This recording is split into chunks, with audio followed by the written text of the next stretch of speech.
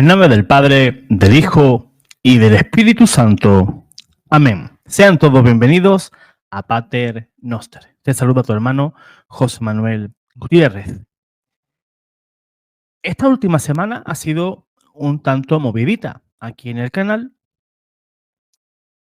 porque realicé dos videos sobre la supuesta vidente, supuesta profetisa, la señora Luz de María Bonilla.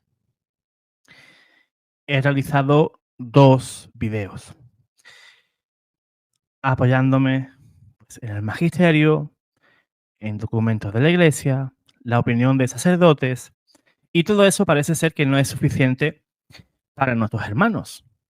Ha habido diversidad de opiniones, ¿no? Por un lado había personas que pues confirmaban lo que yo decía y otros pues sin ningún tipo de caridad cristiana pues me han atacado brutalmente en los comentarios con insultos, descalificaciones, porque lógicamente cuando no se tiene argumentos para rebatir, lo fácil, lo sencillo es acudir a la descalificación y al insulto.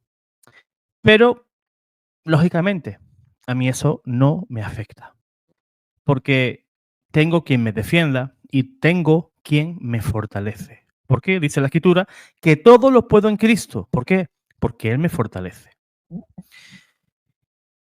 Y en este asunto solo puede haber dos respuestas. En que esa señora sí sea verdadera profetisa, sí sea un verdadero instrumento de Dios, o no lo sea. O sí o no. Blanco o negro.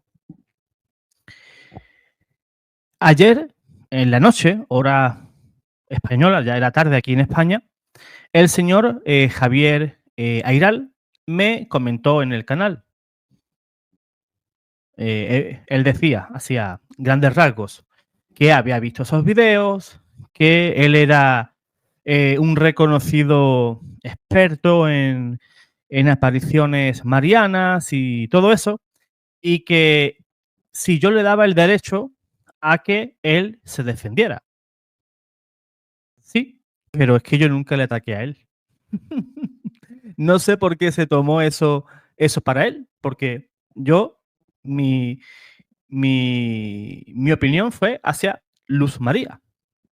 Lógicamente, si él cree que es el garante de todas esas apariciones de Nuestro Señor, de San Miguel Arcángel, de María Santísima, y él es el que garantiza que eso es cierto, pues entonces, de acuerdo. Yo le dije que me escribiera un correo electrónico que yo con todo el gusto, pues, le daba la oportunidad de que él expusiera, pues, sus motivos, ¿no? Y si él quiere, podemos hacer un programa en el cual, pues, él como experto en apariciones marianas y él como el garante de esos fenómenos que dice vivir y sentir y recibir, pues, Luz de María, pues yo le tengo unas cuantas preguntitas. Preguntas que él como experto, pues debería saber responder. Y si él me tiene que hacer a mí algún tipo de preguntas, pues lógicamente yo también se las voy a responder. Porque ¿quién teme a la verdad? Por eso, de la noche aún, aquí son las 12 de la mañana y aún no he recibido ningún correo de él. Yo espero que en las próximas horas, próximos días, pues él pues se manifieste. Y si no se manifiesta, pues nada, no pasa nada. Seguimos tan amigos. Pues bien, yo este tercer video es el último que voy a hacer. Yo ya lo digo de antemano. Y ya lo voy a dejar pasar. Ya dejaré todo este asunto que pase, que cada cual crea lo que crea. Pero antes de eso, voy a mostrar algunas herejías, algunas mentiras de esa señora. Después de esto, ¿quieres creer que esa señora, los mensajes que recibe son ciertos? Eres libre. Tú puedes creer en lo que tú quieras. Hay libertad de culto. Eres libre. Y si eres una persona dudosa sobre este asunto, pues yo espero que esto te sirva, pero que después de este video jamás volveré a hablar de esa señora. Cada cual tendrá que rendir cuentas al único juez, Cristo Jesús. Y ciertamente tengo que aclarar también una cosa. Ser profeta o profetisa no es adivinar por adivinar eventos futuros apocalípticos. Va a haber un terremoto, va a haber un tsunami, va a caer un meteorito. Sembrar el terror entre el pueblo cristiano, eso nunca ha sido parte de la prédica de la iglesia. Nunca. La iglesia se dedica a predicar el amor y la misericordia de Dios. Sí, Dios ciertamente es justicia y también es fuego consumidor, sí. Pero la predicación no debe ir enfocada simplemente a ciertos eventos futuros que nunca se cumplen. Y si se cumplen, porque es que lógicamente vivimos en un mundo bastante complicado. Y además, pues es que esta señora también, Luz de María, pues suele copiar ciertas profecías de verdaderos profetas que sí reciben verdaderos mensajes de parte de nuestro Señor. Por eso, aquí hay una cosa muy clara. Tenemos que tener temor de Dios, que es un don que recibimos del Espíritu Santo. Muchos de ustedes en los comentarios, pues he recibido comentarios de todos los gustos, de todos los colores. Me voy de tu canal. Quien vino libre, también es libre de marcharse. Aquí no tenemos atado a nadie. Tampoco es mi pretensión. Aquí lo único que se busca es buscar la verdad. Y curiosamente, como yo hablaba hace poquito con un hermano, la apologética no es simplemente para ir a discutir con los protestantes, con los evangélicos. Me estoy dando cuenta que la apologética, en primer lugar, tenemos que realizarla desde aquí, desde casa. Porque nos damos cuenta que incluso aunque tú le cites a los hermanos el magisterio, padres de la iglesia, Biblia, lógica, pues no te creen. Y es curioso de que cuando le traen una mentira a uno de estos hermanos, no piden pruebas de lo que dicen. Pero cuando alguien le viene con la verdad, sí te piden pruebas. ¿Dónde dijo eso tal persona? Pues yo te voy a mostrar, pues, hoy aquí, y perdóname si esta introducción es algo larga, pero es necesaria. Pues bien, vamos a compartir un video en el cual, pues, voy a compartir pantalla para que lo veamos. Aquí. Aquí vemos a Luz María en la parte izquierda de la pantalla y aquí, justamente en la parte central de la pantalla, está el supuesto estigmatizado italiano Giorgio Bongiovanni. Creo que lo dije correctamente. Pues bien, este señor, Giorgio Bongiovanni, es italiano, como he dicho, nació en el año 63 y él dice, siéntense, antes de que se vayan a caer de espaldas. Él afirma ser la reencarnación de uno de los niños videntes de Fátima, de Francisco, pero es que además riza el rizo. A su vez dice que también es la reencarnación de Elías y de Juan el Bautista. Ahí queda todo. Él mismo contó en una peregrinación que hizo a Fátima en el año 89 que creyó tener una visión de la Virgen María donde ella le revela su identidad como reencarnado. O sea, la Virgen María le afirma que él fue reencarnado o recibió una reencarnación de tal persona y le encomendó una misión. que fue la de difundir el tercer secreto de Fátima, que según esa aparición, pues fue ocultado por la Iglesia. Y además, él también dice que vino a revelar la verdad sobre los extraterrestres. Luego él, pues, dice que los ángeles de antes son los ovnis o los extraterrestres de ahora. Y él afirma entrar en éxtasis y recibió supuestamente esos estigmas el 2 de septiembre del año 1989 como un signo de su misión. Nunca ha querido que ningún médico que no fuera el suyo propio, pues investigara esos supuestos estigmas. Ese señor, que no es católico, y fíjense cómo es luz de María, pues en su círculo cercano, pues está con personas que no son católicas, creen en la nueva era, creen en la reencarnación y se junta también con gente que acusan a la iglesia y en particular pues a los papas y los llama mentirosos por ocultar ese tercer mensaje revelado por la Virgen a Lucía. La verdad es que la iglesia ya lo había revelado y explicado en el año 2000, pero Bon Giovanni tiene una versión pues un poquito más fantasiosa y a todo eso pues agrega castigos divinos, reencarnaciones, extraterrestres, etcétera, etcétera. Era necesario explicar quién es este señor porque él va a ser el traductor de Luz de María en esta conferencia que van a dar ellos dos juntos.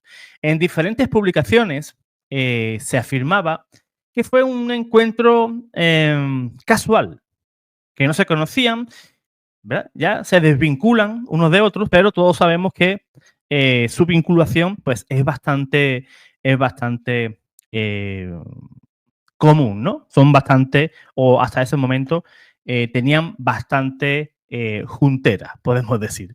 Pues bien, vamos a escuchar atentamente lo que va a ir diciendo Luz de María y a su vez el señor italiano, el señor Giorgio Bon Giovanni, va a ir traduciendo lo que ella va a ir diciendo. Y en este video que estamos reaccionando, pues vamos a ver varios errores y herejías de la señora Luz de María Bonilla. Así que esas personas que me decían que yo mentía, que yo era un mentiroso, pues vamos a ver si yo mentía o yo decía la verdad. Así que escuchemos atentamente.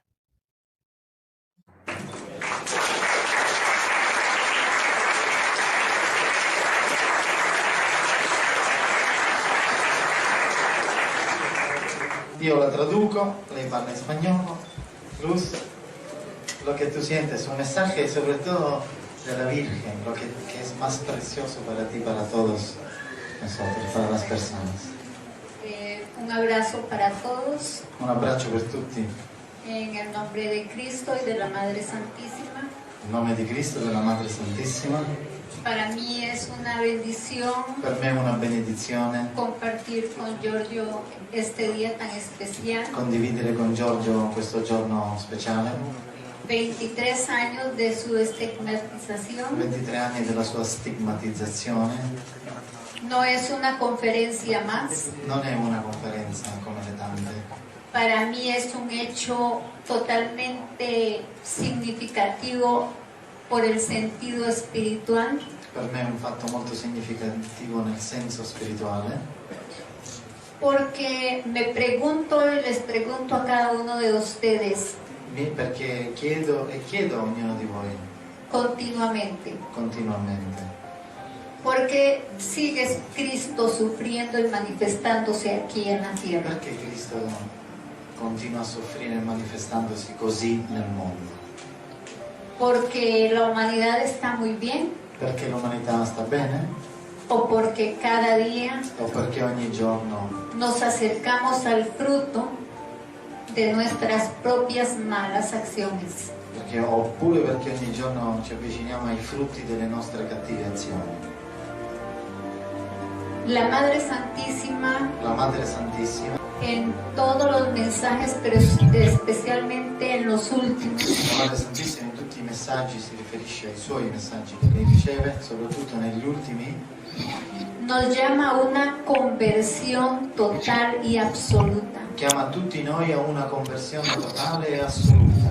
Esto es una adhesión total y absoluta a su Hijo Cristo. Questa deve essere un'adesione totale e assoluta a suo figlio il Cristo. Pero no es un decir creo. Però non è, la nostra risposta non deve essere come dire credo, no? Es una respuesta de praxis, de práctica Deve essere una risposta di pratica del Evangelio. del Vangelo, la pratica del Vangelo. A mí me dice la madre, A me mi dice la madre, ama, sé experta en amor devi essere un'esperta nell'amore y lo demás se te dará por añadidura. e per il resto ti sarà dato in più. Pero expertos en amor, en el amor crístico, Però esperti nell'amore cristico, no en el amor que estila la humanidad, que es un amor disfrazado però de amor. non nell'amore che esprime l'umanità, che è un amore distrutto, un amore sì, no, mascherato, sì. Ella nos O invita frustrato. Bien, esa palabra, amor crístico, la palabra crístico o el término amor crístico, como dice Luz de María, tiene un origen que no proviene del cristianismo, sino que ese término está vinculado al esoterismo moderno y la espiritualidad de la nueva era, especialmente a partir del siglo XX. Y ese término, amor crístico, lo va a usar algunas ocasiones más en este video. Por tanto, ese término crístico comenzó a aparecer en círculos teosóficos y esotéricos durante los siglos XIX y XX, especialmente en autores o autoras como Elena Blavatsky, Alice Bailey y también en la nueva era. Ese término, o la nueva era, mejor dicho, tomó muchas ideas teosóficas orientales, combinándolas con elementos cristianos desfigurados. Se habla del Cristo interno o de una energía crística presente en todos los humanos. Si tú buscas en Google crístico, todos los resultados que te van a aparecer son páginas web esotéricas y de nueva era. Por tanto, yo te animo a que lo busques para que te des cuenta de que ese término que usa Luz de María es un término de la nueva era y del esoterismo. El amor crístico, según ellos, es visto como una vibración energética universal de compasión y unidad cósmica entre todos los seres creados. Ese término crístico no se refiere a Jesucristo como persona divina, sino a un estado de conciencia elevado. Es más, la Iglesia Católica ha advertido claramente sobre este tipo de desviaciones.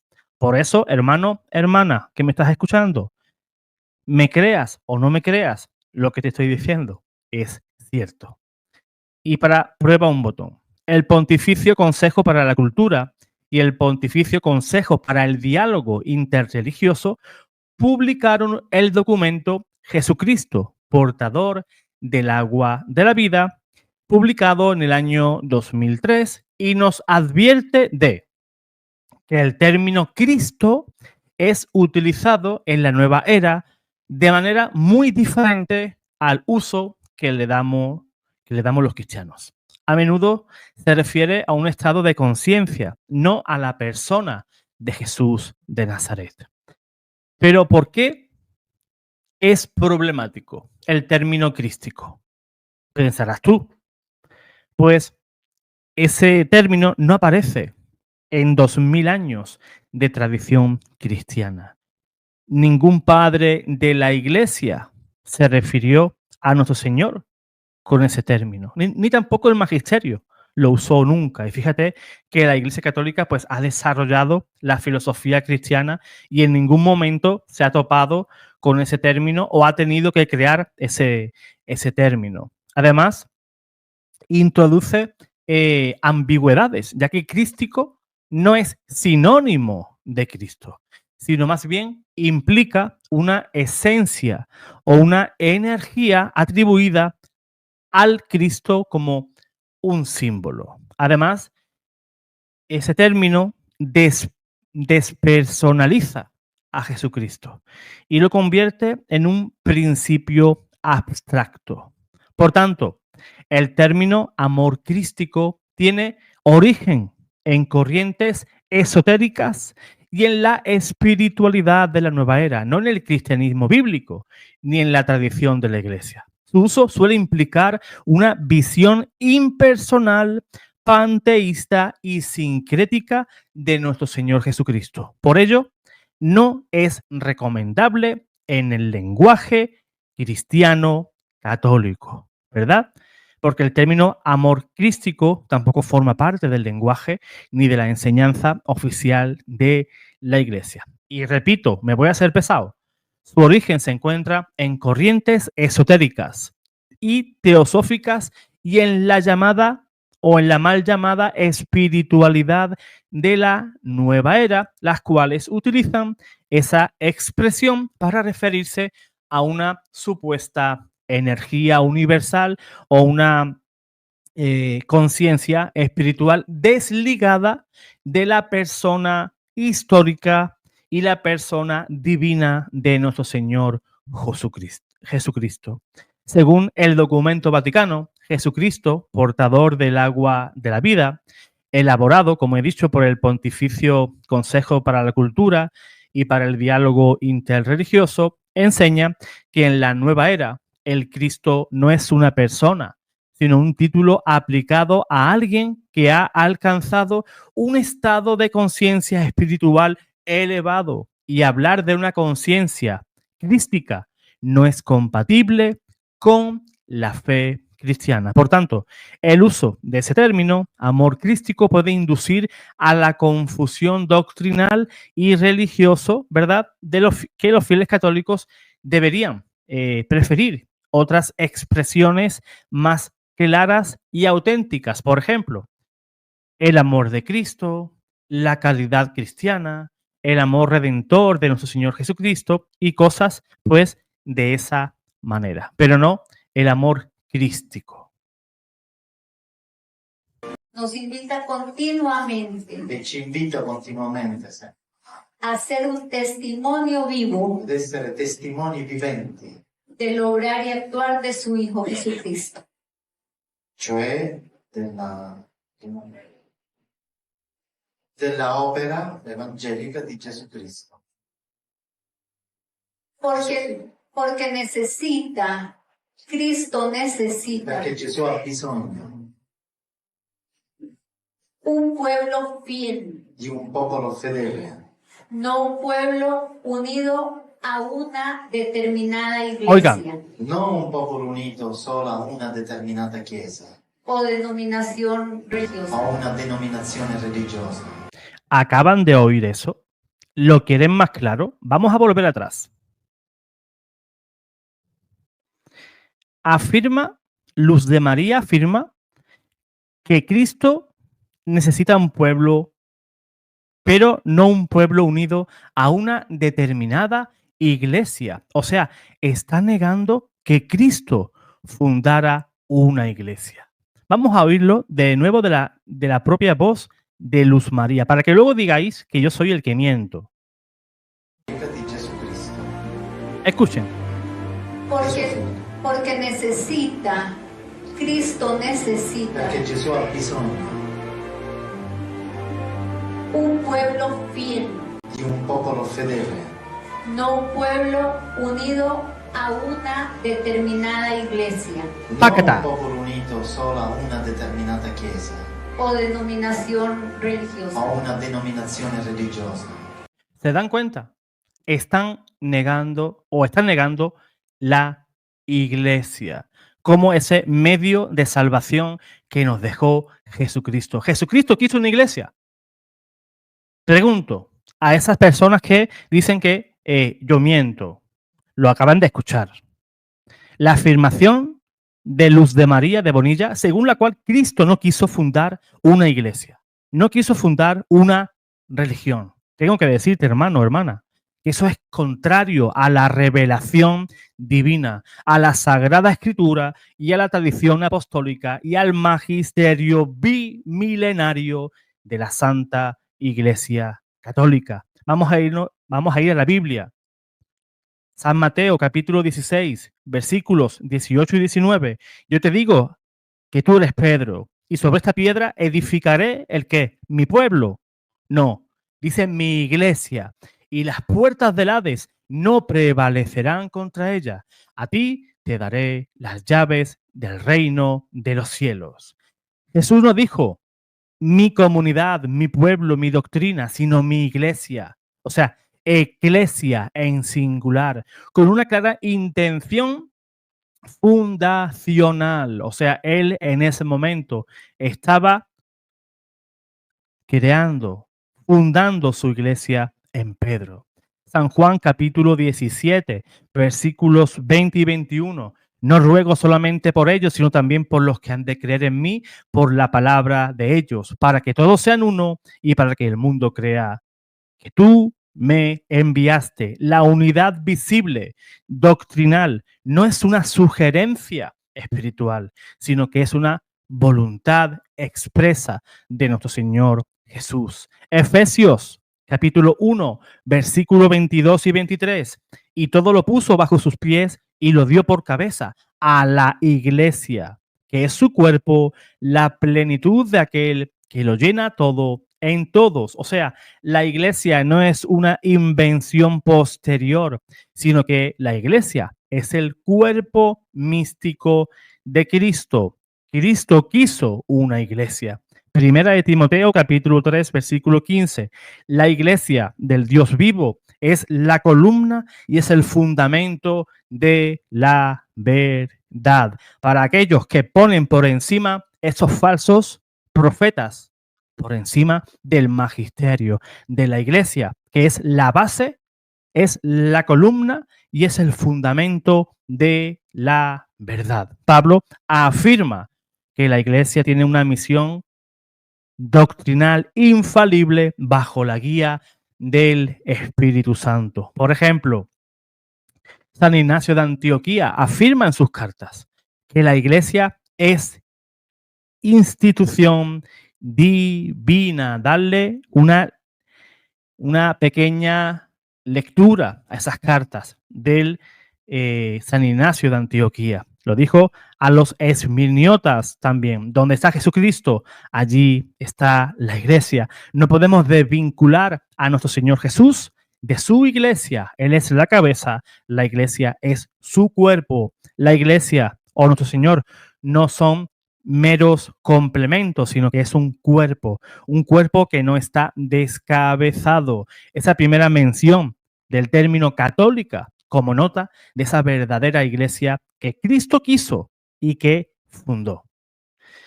San Cipriano nos decía, no puede tener a Dios por padre quien no tiene a la iglesia por madre. Para los padres de la iglesia, rechazar la iglesia era rechazar a Cristo. Y esta señora, Luz de María, diciendo o afirmando que Cristo no está ligado a una iglesia, para los padres de la iglesia es una clara muestra de su rechazo a la iglesia y a la autoridad de esta. Además, el Concilio Vaticano II, en Lumen Gentium, dice, esta es la única iglesia de Cristo, que en el símbolo profesamos una santa católica y apostólica, que el Señor nuestro, después de su resurrección, confió a Pedro y que subsiste en la Iglesia católica. Además, el concilio enseña que Cristo fundó una sola iglesia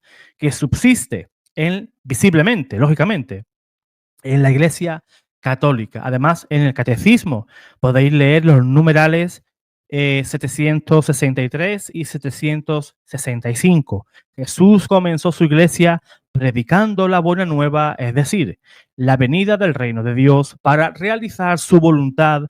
Formó a sus discípulos junto a él. Pues bien, a esta señora, a Luz de María, hasta la fecha, la Congregación para la Doctrina de la Fe aún no ha aprobado, y no sé si habrá empezado a estudiar, pues esas supuestas revelaciones. Pero declaraciones como Cristo no quiso una iglesia o no quiso fundar una religión contradicen de manera directa la fe católica, sino una supuesta revelación privada que ella dice que contradice el Evangelio, contradice la tradición y el magisterio bimilenario de la Iglesia. Pues esas doctrinas o esas revelaciones deberían de ser rechazadas tal y como San Pablo rechazaba ese Evangelio cambiado en Gálatas capítulo 1, versículo 8. Por tanto, la afirmación de que Cristo no quiso una iglesia, ni tampoco quiso una religión, es contraria a toda la revelación cristiana. Jesús fundó una iglesia visible, con una autoridad apostólica y una misión universal. Todo intento de desligar a Cristo de su iglesia es una forma de herejía eclesiológica y puede conducir a graves errores doctrinales. Sino una humanidad ma un'umanità conformada en su amor, en el amor crístico, conformata nel suo amore, che si sigue refiriéndose y sigue reafirmando ese amor crístico que ya hemos explicado hace unos minutos atrás. Ella sigue insistiendo en ese amor crístico. ritrovi nel suo amore, nell'amore cristico y en el amor de la Madre e Santísima, nell'amore della Madre Santissima, que siempre fue la primer discípula che de su sempre è Hijo. stata il primo apostolo, il primo discepolo di suo figlio il Cristo. Y ella continúa apareciéndose y revelándonos la palabra de su Hijo. E lei continua ad apparire rivelandoci la parola di suo figlio, Porque ella continúa presente y continuará presente hasta el final de los perché lei è tiempos. presente e continuerà ad esserlo presente fino alla fine, cioè fino al ritorno di Gesù Cristo. Y a ella, su Hijo le ha confiado esta generación en la que nosotros formamos parte. A lei, suo figlio, gli ha confidato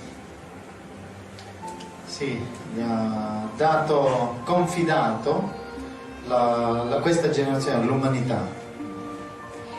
Es tanto el dolor de la madre È stato il dolore della madre que hace 4 días me dijo che Ojo, lo que acaba de decir.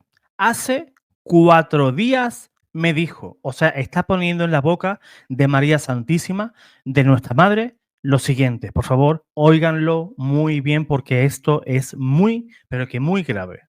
4 giorni fa mi ha detto: yo sufrí mucho io ho sofferto molto con la destrucción y el mal cometido en Sodoma y Gomorra. Io ho sofferto molto quando è stata distrutta Sodoma e Gomorra. Nella Bibbia Dio distrugge Sodoma e Gomorra. Esto nos hace Fíjense, por favor, lo que acaba de decir esa señora. Fíjense lo que acaba de decir. Esa afirmación en la cual supuestamente la Virgen hace 4 días le dijo que sufrió muchísimo cuando Dios castigó a Sodoma y Gomorra.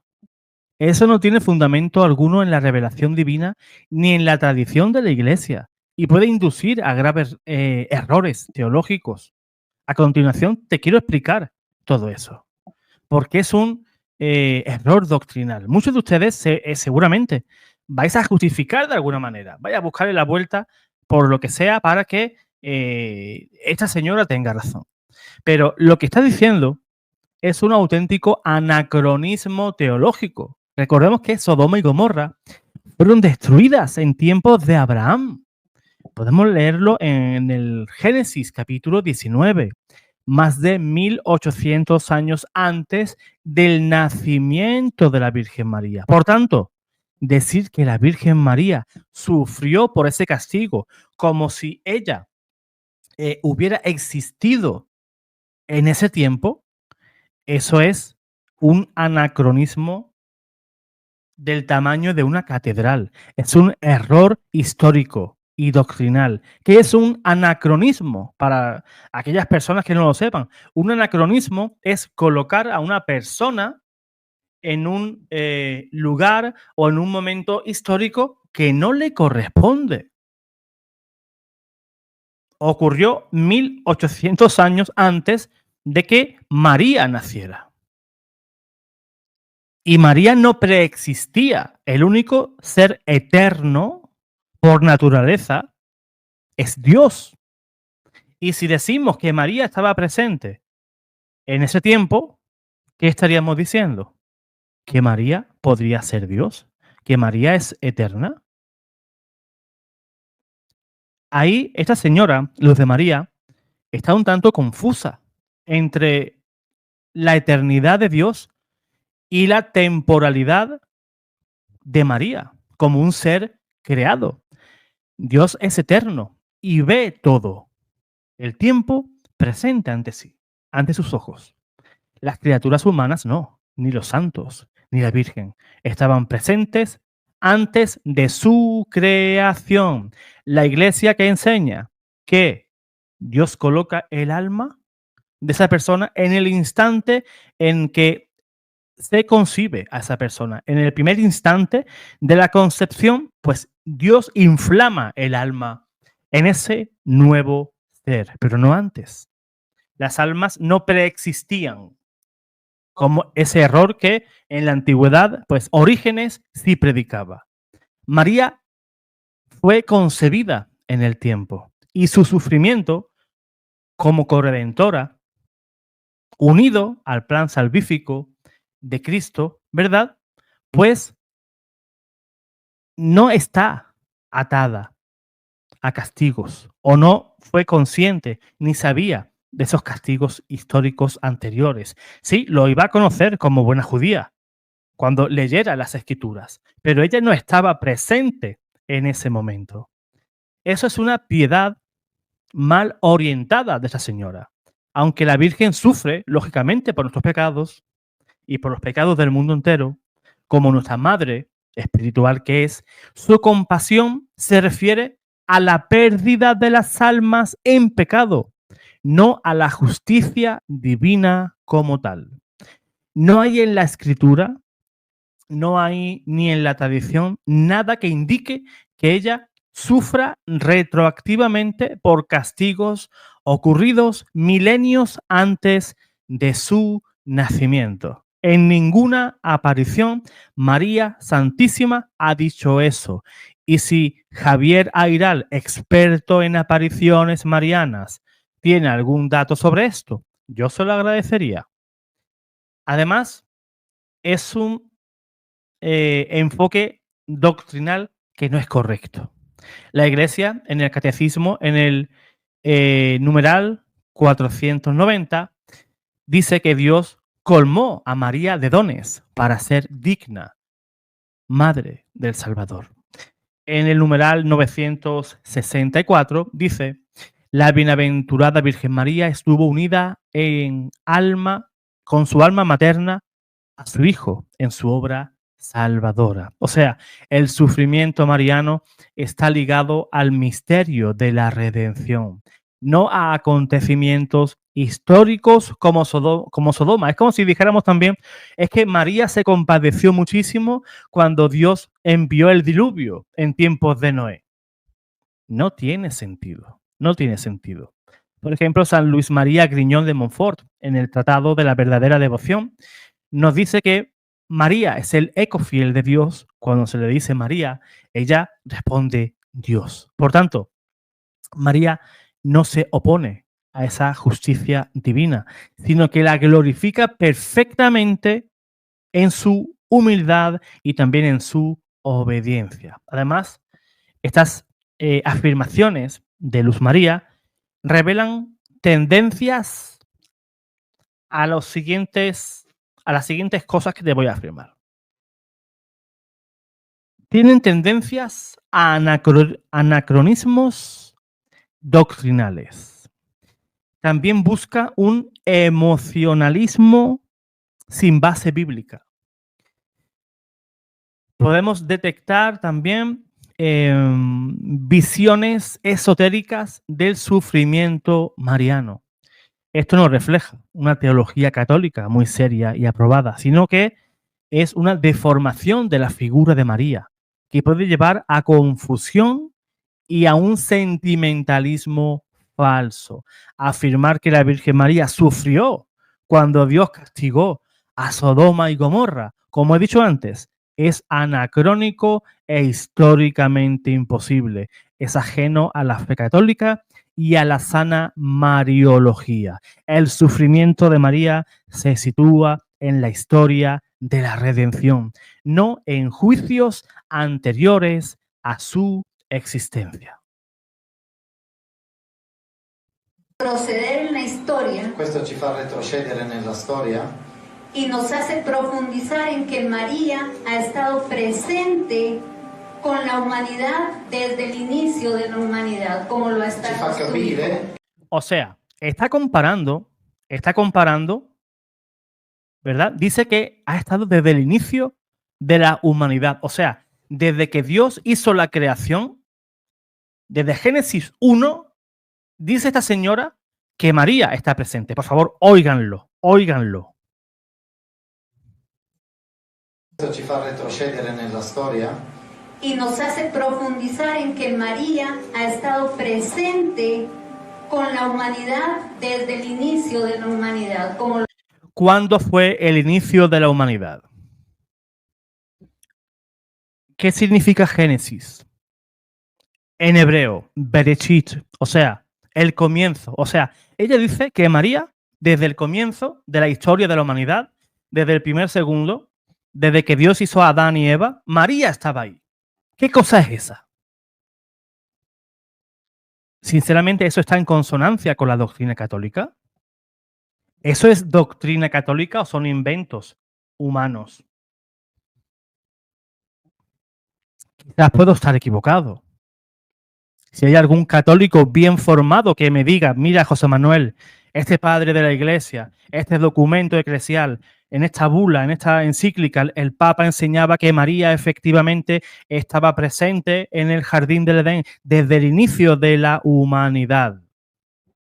Eso no tiene ni pies ni cabezas. Eso no hay quien lo defienda. Eso no hay quien lo sostenga. Eso no puede venir de parte de Dios. Mucha gente, por hablar yo tan claro, me decían, José Manuel, eres un soberbio. No, no soy soberbio. Es que te estoy mostrando la verdad tal y como es, sin ningún tipo de disfraz. A nadie le gusta eso. Y San Pablo lo decía claramente. Por deciros la verdad, me he convertido en vuestro enemigo. San Pablo no se andaba con chiquitas, entonces San Pablo también era un soberbio. Ojo, no me estoy comparando con San Pablo. Yo no le llego ni a la suela de sus sandalias, lógicamente. Pero lo que no soy es tonto para creerme todas las infamias que esta señora enseña sobre nuestro Señor Jesús, sobre la Iglesia y sobre nuestra Madre Santísima. lo ha ci fa estado capire che Maria è stata presente anche all'inizio dell'umanità. Che lei parla di Sodoma e Gomorra. Y me dijo, e mi ha detto, esta generación questa generazione me hace sufrir más que la generación de mi Sodoma y fa Gomorra. soffrire di più della generazione di Sodoma e Gomorra. Me presentó una visión Mi ha fatto vedere una visione donde estaba la tierra dove c'era la terra y los demonios alrededor de la e i tierra demoni intorno alla terra no penetraban a la tierra. non penetravano la terra. Y le pregunto a la madre, E chiedo io alla madre, madre, ¿por qué no entran los demonios? perché i demoni Porque están de non fuera. entrano nella terra e rimangono fuori? Y me dice ella, porque no, el demonio no necesita tentar al hombre. Perché il demonio non ha bisogno di tentarlo l'uomo. Está él fuera de la tierra tranquilo, Lui sta fuori la terra tranquillo, porque ya el hombre ha excedido. perché l'uomo ha O sea, Ella de está que el diciendo, demonio dice, me quedé sin trabajo, ya no necesito tentar al hombre. ¿Pero en qué se basa para decir eso? La tentación del demonio es una acción ordinaria del demonio. Y la tentación la vamos a sufrir hasta el último instante de nuestra vida. Incluso en nuestro lecho de muerte vamos a sentir la tentación de blasfemar contra Dios. ¿Cómo es que dice esta señora ahora que el demonio pues está fuera del mundo, ya no está en el mundo? Ya está fuera porque el demonio, según esta señora, dice, es que el ser humano ya es tan malo, qué bueno es el demonio. Qué bueno es el demonio. Es una manera también de blanquear la labor y el trabajo del demonio. Qué curioso. O sea, los demonios ahora no tientan. Entonces, ¿qué hacen? Sinceramente, cosas que no tienen sentido ni tampoco tienen base teológica, ni bíblica, ni doctrinal, nada. No es que no hay por dónde agarrar lo que dice esta señora. Eso ha superato La forma de pecar. la forma di peccare, ha superato persino il demonio. Y nosotros E noi nos encontramos aquí en este che instante siamo qui in questo momento por voluntad per crística, volontà cristica, porque cada uno de nosotros perché ognuno di noi es una pieza fundamental è un pezzo fondamentale en ese gran in questo rompecabezas grande mosaico que es la voluntad che è la crística. volontà di Cristo. ¿Y qué es la voluntad crística? Es una idea un tanto difusa, ¿no? Pero no tiene nada que ver, pues, con la verdadera voluntad de Dios. Hágase, ¿verdad? En mí según tu palabra. Hágase tu voluntad, aquí en la tierra como en el cielo. Eso es lo que decimos en el Padre Nuestro. Pero temas o términos como voluntad crística, términos que no tienen base doctrinal dentro de la Iglesia. El término crístico, como he dicho antes, pues es un término totalmente de la nueva era, del esoterismo. No tiene nada que ver con el cristianismo. Y ella sigue insistiendo y sigue insistiendo. Y ahí hay un montón de gente, y hay cámaras, y hay fotógrafos. Y nadie parece darse cuenta de que esta señora pues está diciendo un montón de infamias. Y no entiendo cómo se le ha podido dar tal repercusión a ella. Ojo, no quiero atacarla a ella como persona, sino ataco el error. Es más, ella como persona tiene todos mis respetos, igual que Javier Ayral tiene todos mis respetos. Pero lo que no voy a tolerar son esos errores, lógicamente. Y que esos errores se los estén tragando mis hermanos. Porque yo veo esto de la siguiente manera. Imagínate que hay un hermano católico con un pastel muy rico o un helado, que hace mucho calor ahora. Imagínate, hace mucho calor y un hermano católico pues se compra un helado muy rico, ¿verdad? Con mucha nata, mucho sirope, muchas cosas, ¿no? Pero ese helado tiene veneno dentro y yo lo sé. Si yo me acerco a quitarle ese helado porque yo me he dado cuenta de que está envenenado y no quiero que le haga daño. ¿Cómo va a reaccionar mi hermano? No, este me quiere quitar el helado. Este helado me lo quiero disfrutar yo porque me lo he comprado yo, es mío y me lo voy a disfrutar yo porque yo tengo mucho calor. Este me quiere robar, este sí que es malo, me quiere robar el helado. Él no se da cuenta de que yo se lo quiero arrebatar porque tiene veneno y si ingiere ese helado va a morir. Pues de esa manera se están comportando nuestros hermanos católicos conmigo y con mi persona.